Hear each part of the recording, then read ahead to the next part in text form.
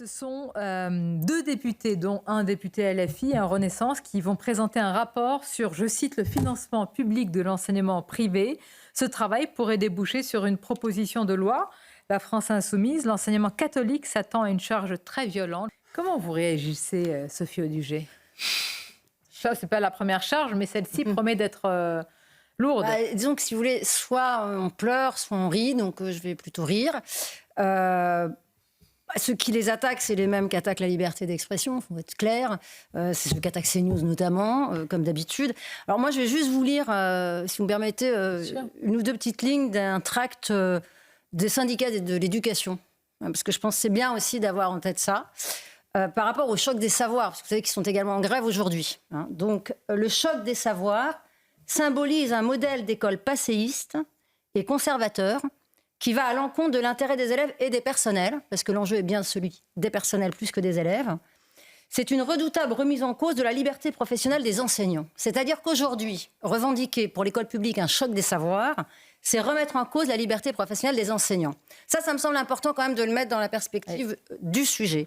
Également, je vais vous donner d'autres éléments qui ne sont pas très anciens. C'est PISA de cette année, sur les 4 dernières années. Donc, pour PISA, cette année, la France a subi une chute historique sur les 2 décennies d'existence de PISA. D'accord ?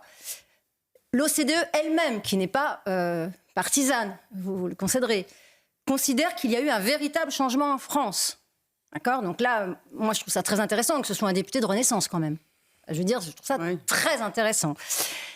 La France a le plus fort déterminant de statut social de tous les pays de l'OCDE. Ça veut dire quoi ? Ça veut dire que dans les très performants élèves français, vous avez près de 20% qui sont des milieux sociaux très favorisés et vous avez 1,2% des moins favorisés. D'accord ? C'est-à-dire là où il y a les enfants dans l'école publique, qui concentrent 80% des élèves, et où les syndicats d'enseignants disent actuellement que le choc des savoirs est conservateur. Je pense que c'est quand même bien de remettre ça en perspective. Là-dessus, on va ajouter que l'écart entre les élèves favorisés et défavorisés de 113 points en France, c'est énorme. Okay, c'est unique au monde.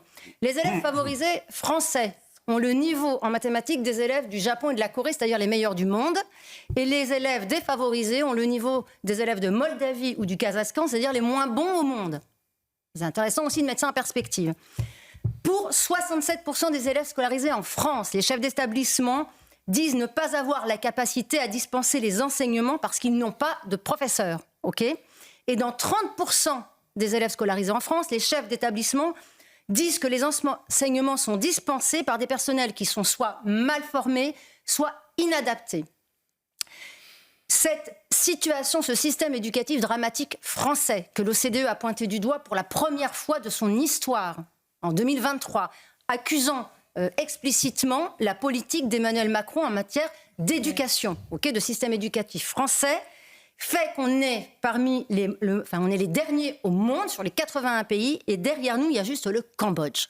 Donc moi, il me semble, si vous voulez, je serais d'extrême gauche, je serais de Renaissance, vous voyez, je me dirais un peu que si jamais je veux faire croire à des enfants de milieux défavorisés qui peuvent réussir en France, je ne ferai pas le pari du nivellement vers le bas, mais j'exigerai, voire j'attaquerai peut-être l'État français. Vous voyez, j'attaquerai pas parce qu'il ne fait pas d'éducation à la sexualité dans les écoles, mais je l'attaquerai peut-être parce qu'il ne remplit pas son droit à l'instruction de tous les enfants de France, et notamment ceux qui sont le plus éloignés du savoir. Et c'est certainement pas en s'attaquant aux écoles privées qu'on aidera les enfants des milieux les moins favorisés à accéder à l'instruction.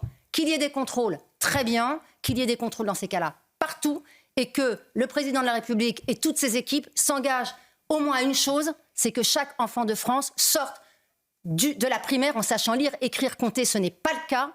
Et ces enfants-là, ce sont des enfants qui sont sacrifiés par le système. Il ne faut pas se mentir. Voilà ce que j'avais à dire là. C'est très fort. Et ce que vous dites, et cette promesse, cet engagement devrait être le premier des engagements. En réalité, je vous vois tous acquiescer. D'ailleurs, on a beaucoup de familles de milieux défavorisés qui aujourd'hui se retrouvent presque à faire des prêts pour payer l'école privée à leurs Les enfants, parce emprunts. que c'est le seul moyen, des emprunts, oui, c'est le seul moyen de les en sortir. Également des familles de confession musulmane qui mettent leurs enfants... 99% dans les écoles privées à Marseille, Mais bien dans sûr. les quartiers nord. Pourquoi ? Parce que ils veulent. Un parent veut quoi ? On l'a déjà dit. Un parent veut que son enfant soit heureux, et le bonheur passe aussi par l'accomplissement et l'épanouissement personnel et intellectuel. Quel est enfin, je sais pas, il y a plusieurs pistes, mais quel peut être le sursaut pour vous, Sophie Audugé ? Écoutez, j'adorerais pouvoir porter de l'espoir, mais je vous avouerai que moi-même, j'en ai pas beaucoup. J'en ai plus beaucoup, malheureusement.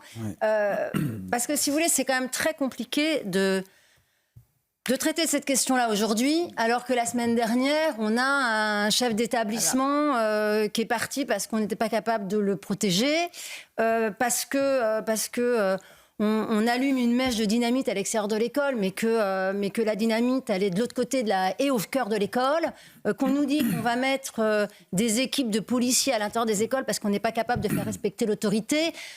Si vous voulez, on est à un tel niveau de délabrement de l'école. Je veux dire, c'est invraisemblable pour les gens de ma génération. Moi, je suis née en 70, je suis un produit de l'école publique. Je veux dire, nous, on avait plutôt la peur d'aller dans le privé parce que ça voulait dire que vraiment, on n'arrivait pas à suivre dans le public. Donc, si vous voulez, tout ça m'est complètement étranger. On nous sort des chiffres. Je veux dire, voilà, un X% que le privé prendrait les moyens de je sais pas quoi. Mais la réalité, c'est que le privé a mis en place ce que le public a abandonné, c'est-à-dire l'exigence de faire que des enfants sortent au moins du primaire en sachant lire, écrire, compter. Je vais quand même rappeler que dans des années précédentes, qui sont très, très récentes, eh bien, on constate que 30% des élèves des milieux défavorisés arrivent en 6e sans avoir atteint la rapidité, la capacité de lecture d'un enfant de CE2. Enfin, je veux dire, c'est une maltraitance institutionnelle. Et à cela, qui s'oppose ? Où sont les enseignants qui attaquent le gouvernement pour dire mais attention, le droit d'instruction des enfants Où sont les hussards n'est pas respecté. Aujourd'hui, on n'est plus capable d'instruire sur les fondamentaux nos enfants, nos élèves. Enfin, je veux dire, c'est invraisemblable. Donc la seule chose, à mon avis, qu'il y a à faire, c'est de cesser tout ce qui n'est pas de l'instruction et de la protection, de dégager toutes les associations qui n'ont rien à faire dans l'école, de ne mettre que des professeurs qui enseignent des savoirs. Et c'est quand même invraisemblable aujourd'hui que les syndicats des professeurs refusent le choc des savoirs. Enfin, c'est quand même quelque chose qui est invraisemblable. On est d'accord qu'on marche totalement sur la tête.